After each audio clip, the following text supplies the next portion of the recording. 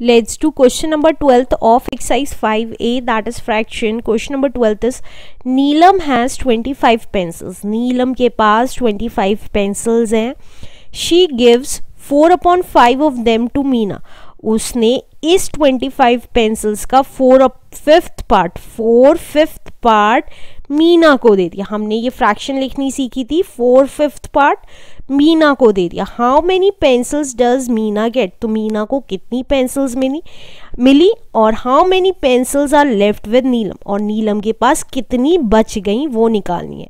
तो लिख लेते हैं जैसे जैसे किया हुआ है. नीलम के पास टोटल पेंसिल्स 25 है, तो नीलम हैज 25 पेंसिल्स और उसने मीना को कितनी दी? 4/5. तो Neelam gave 4/5 of pencils to Meena. Meena को दी उसने, तो मीना के पास कितनी आ गई? मीना हैज कितनी पेंसिल्स हो गई? देखिए 4/5 ऑफ पेंसिल्स, तो मतलब 4/5 ऑफ का मतलब मल्टीप्लाई पेंसिल्स कितनी थी टोटल? 25. तो देखिए 5 1 5, 5 5 25. फिर से बता रही हूँ, देखिए 4/5 ऑफ पेंसिल्स, ऑफ का मतलब मल्टीप्लाई पेंसिल्स कितनी थी टोटल? 25. तो 25 आ गया. अब 5 1 5, 5 5 25. अब 4 5 कितना हो गया? 20. तो मीना के पास कितनी आ गई पेंसिल्स? 20 पेंसिल्स आ गई. अब नीलम के पास कितनी बची? तो पेंसिल्स लेफ्ट विद नीलम, कितनी बची नीलम के पास पेंसिल्स?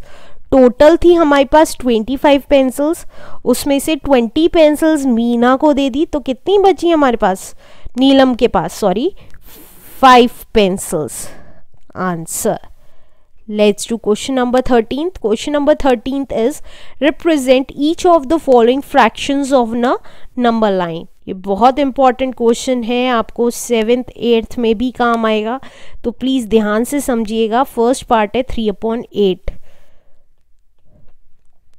हमारा फर्स्ट पार्ट है 3/8.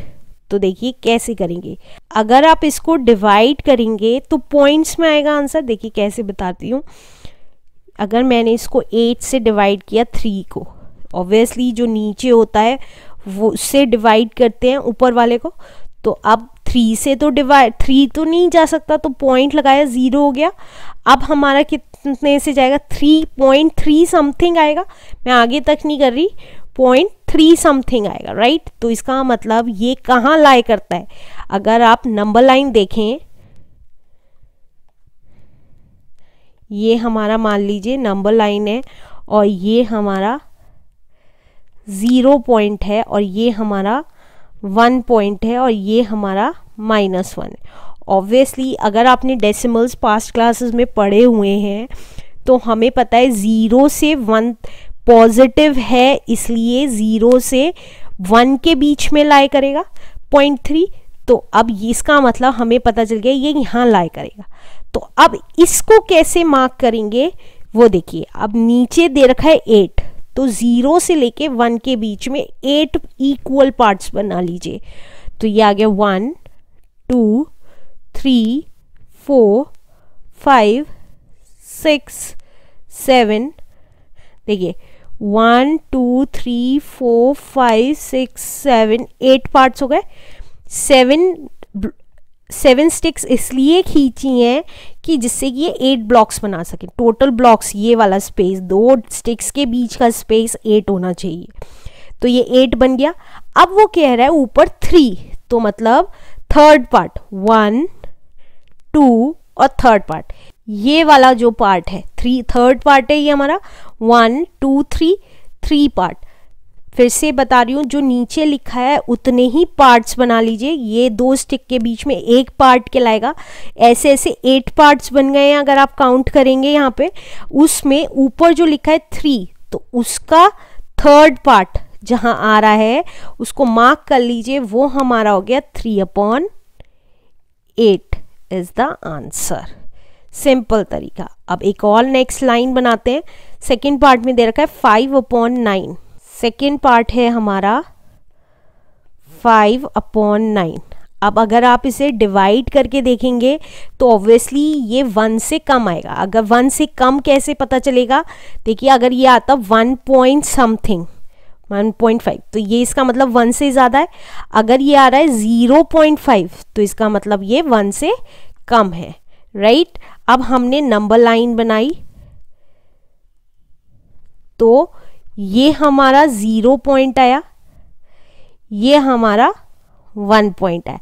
आप चाहें तो और भी लंबी कर सकते हैं, राइट। अब नीचे कितना दे रखा है 9, तो इसका मतलब 0 से लेके 1 तक के बीच में हमारे 9 पार्ट्स होने चाहिए। तो ये आया 1 2 3 4 5 6 7 8, राइट। 9 इक्वल पार्ट्स हो गए। देखिए 1 2 3 4 5 6 7 8 एंड 9 ये इक्वल होने चाहिए। हल्का बहुत अनइक्वल हो सकता है, कोई दिक्कत नहीं है, राइट। आप कोशिश करिएगा कि इक्वल ही रहे, राइट। आप देखिए ऊपर 5 लिखा है तो फिफ्थ पार्ट 1 2 3 4 5, तो ये वाला पार्ट क्या हो गया हमारा 5/9 पार्ट हो गया, is the answer. Let's do third part now. 4/7। Third part is 4/7। तो अब फिर से नंबर लाइन बनाएंगे। नंबर लाइन हमें पता है 0 से 1 के बीच में लाया करेगी क्योंकि पॉइंट समथिंग आ रहा है। तो ये आ गई 0, ये आ गया 1। आगे भी आप बना सकते हैं, मैं सिर्फ इतनी ही बना रही हूँ, राइट। अब हमारे को नीचे दे रखा है 7, तो 7 पार्ट्स करने हैं। 1 2 3 4 5 6, देखिए 7 पार्ट हो गए। 1 2 3 4 5 6 7। अब हमें फोर्थ पार्ट देखना है। 1 part 2 part 3 part and fourth part, तो इसको मार्क कर देंगे हम। ये आ गया हमारा फोर्थ पार्ट, तो ये आ गया हमारा 4/7 is the answer. Let's do fourth part now. Fourth part is 2/5। Fourth part is 2/5। तो हमने नंबर लाइन बना ली। अगेन ये 0 और 1 के बीच में लाई करेगा, तो ये आ गया 0 1 2। कितनी भी लाइन बना सकते हैं, कितनी भी बड़ी लाइन बना सकते हैं, ये अप टू यू। आप छोटी भी बना सकते हैं, बड़ी भी बना सकते हैं।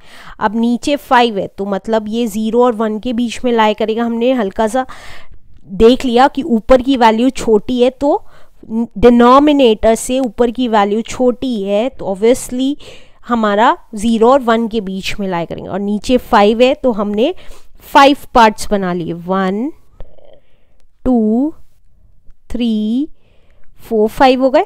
अब हमें ऊपर है 2, तो हमारा पार्ट 1 2, तो दैट मीन्स ये हमारा पॉइंट हो गया 2/5 आंसर।